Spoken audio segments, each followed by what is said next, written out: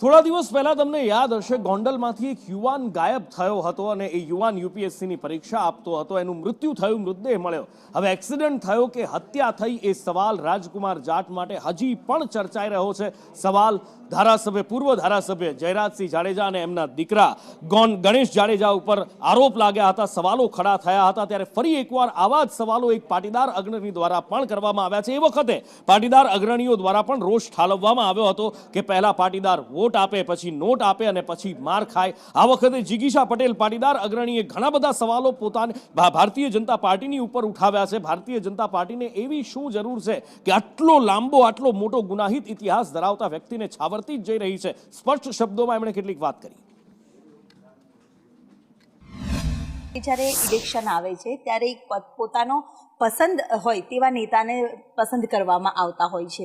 સતત એક જ પાર્ટીનું ત્યાં જીત થઈ રહી છે. એની પાછળનું કારણ તો શું હોઈ શકે? કારણ કે પાટીદાર વર્ગ બી એટલો છે, અન્ય કોમ્યુનિટી પણ એટલી જે સાથે જોડાયેલી છે. માત્ર ને માત્ર એક કોમ્યુનિટી સીમિત એ વિસ્તાર જ નથી રહ્યો. એટલે દરેક કોમ્યુનિટીના લોકો પોતાનો પસંદનો નેતા પસંદ કરવાનો એક હક હોય છે, એ સાંભળે છે. ત્યારે દર વખતે એક જ પાર્ટી સતત ચૂંટતી આવે છે અને દરેક વખતે આવી સમસ્યા થાય છે, તો લોકોને શું આ પ્રશ્ન ઊભો નહીં થતો હોય? એના માટે હું તમને એટલું જ કહેવા માંગીશ કે રાજકોટ જિલ્લા પ્રમુખે હમણાં એક નિવેદન આપ્યું કે અહીંયા કોઈ લાળ ટપકાવતું બેઠું હોય તો એ બંધ થઈ જજો, કારણ કે 30 વર્ષ સુધી અમારે તો અહીંયા ગોંડલમાં ગણેશ જ હાલશે. બરાબર?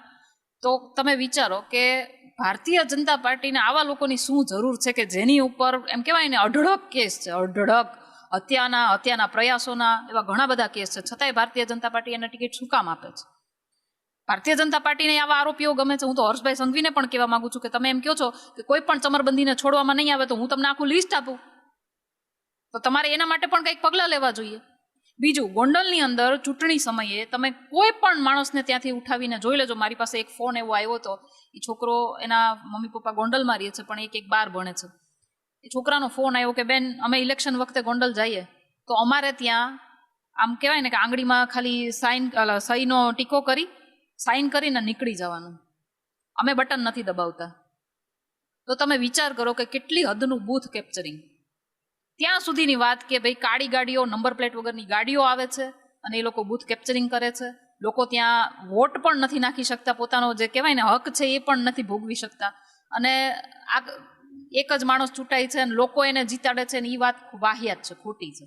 એટલે મારું તમારા માધ્યમથી પોલીસ તંત્રને, ન્યાયતંત્રને અને સરકારશ્રીને ખાસ કહેવાનું છે કે ઇલેક્શન સમયે પણ ગોંડલને કહેવાય ને એક કહેવાય ને Z+ સિક્યુરિટી આપો, એના બૂથને Z+ સિક્યુરિટી આપો, જેથી કરીને આવા ગુંડા તત્વો, આવા લુખ્ખા તત્વો પ્રજાનો હક ન